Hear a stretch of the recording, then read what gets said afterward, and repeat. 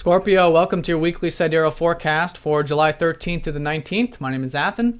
So we have a lot taking place this week. I'm going to go through it one by one. We've got this new moon here in your 8th house of transformation, of shared resources, of bonds, healthy bonds, hopefully. And this is where the new beginnings are going to be shaping up for you with the new moon on Wednesday for both the next 4 weeks and the next 6 months, which is both the lunar and solar cycle for you. Now, this part of your chart has been very much highlighted since your ruler Mars has been in here, as well as Mercury and the Sun. So there already is a lot of this probing and understanding more about the deeper aspects of life, what is really meaningful to you on that deeper level. And all of that's been opposing up from Pluto, which has been transiting your 2nd house. So a strong emphasis here for you, Scorpios, to keep that balance in regards to these deeper things, while at the same time enjoying life in that sensual, simple life. So this is about, your non-material values, and this is about your material values. So with Pluto, non-attachment, has been the key with everything material. This can be anywhere from finances to assets on a physical level, but also your sense of self-worth is changing has been for many years. And this is, key time now, this whole month really, with all these oppositions from Pluto. So the key here is having non-attachment to those 2nd house things, and also non-attachment to the way things are changing, the transformations that are happening within, the bonds that you're forming, perhaps getting deeper in relationships, things like that, which is all 8th house related.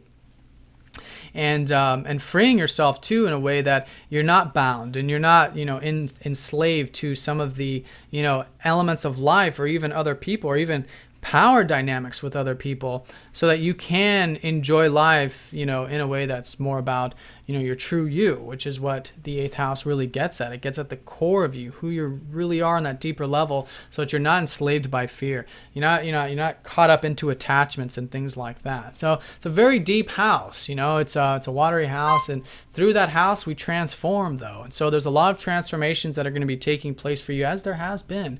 And the key here is the best you can having non-attachment to the beginnings, endings, the ebb and flows of life, these deeper elements, etc., which is of course Pluto. So I've been talking a lot about this, but this is especially important for you this week since Mars is your ruler here. This is all around Wednesday.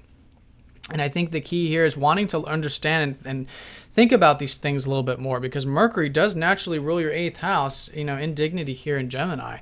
So Mercury, in dignity, opposing up to Pluto, is kind of like this benefic coming in here to help us understand, conceptualize more of this deeper stuff that's going on for us. And especially over your ruler, you can be very sharp, very analytical, very direct with your thoughts and communications this week in particular. Maybe even very direct with your health and diet and things like that, to take action so that this can facilitate a lot of this transformation that's taking place. And you can be very assertive and direct with friends and groups and things like that in a balanced way, which is nice, which is Mars, who does naturally rule that, or Mercury, who does naturally rule your 11th house.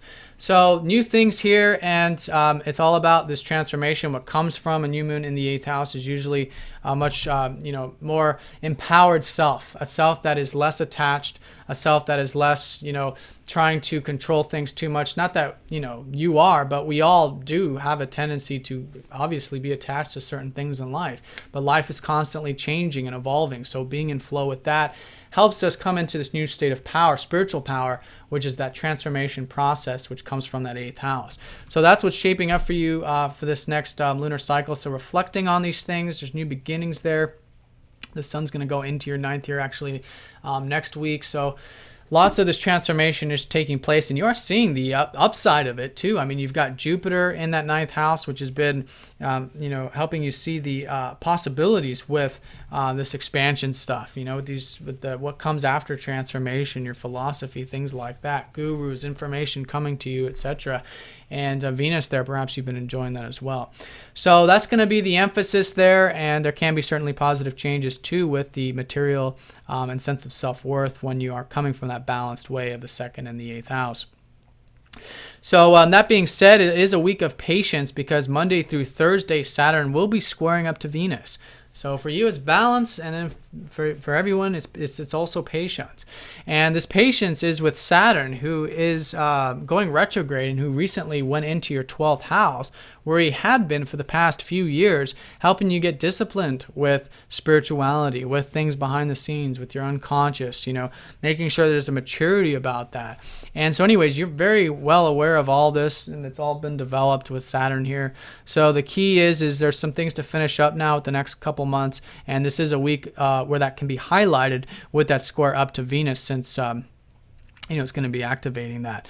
So, and that Venus energy does naturally rule your 12th house too. So that being said, the key here and the patience is going to be primarily in regards to those 12th house matters, but also relationships, because Venus does rule your 7th, ruled by Taurus here. And so discipline, long-term Saturnian approach to those things will be very important for you this week. So that's going to be the gist of it, is these new beginnings in the 8th, and then also Saturn squaring up to Venus. But there are some minor aspects, or minor in compared to this stuff anyways, taking place. One's on Monday, where the Sun will be squaring up to Uranus. So on Monday in particular, watch any extremes about self-expression, about fun and joy, which has been very liberating for you. You've had a lot of opportunities here to break free and enjoy yourself more, which has been Uranus transiting your 5th house. And just constructively working towards that and putting energy into that will be good here on Monday. And I think that can be very healing as well, with Chiron trining up to Mercury. So there is this flow and faith about all of this whole process here on the early part of the week. Monday and Tuesday, the Sun trines up to Chiron. So it is a healing energy too, when you're wanting to change and go with the flow of life, and see those deeper aspects of self and see the truth. This is what the 8th house really symbolizes, especially with Mercury here and your ruler Mars there. Seeing the truth, expressing the truth, and facing it. Facing the truth, which is sometimes things that we don't normally accept. And so it's that embracing and accepting the truth, which is the key of the 8th house. So anyways, that's the early part of the week. Then of course new beginnings, then of course that patience with Saturn and Venus. Then over the weekend, Saturday and Sunday, Mercury will be squaring up to that Uranus.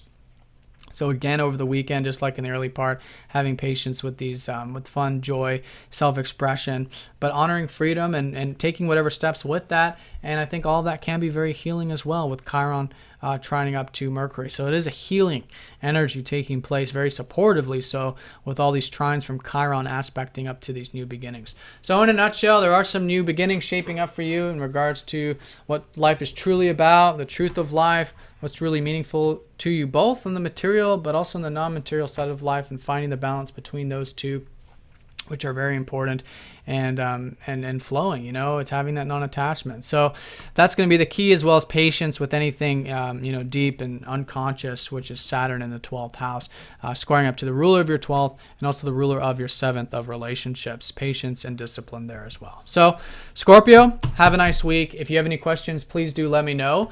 Thank you again for all of your support, and I will talk to you all next time. Take care.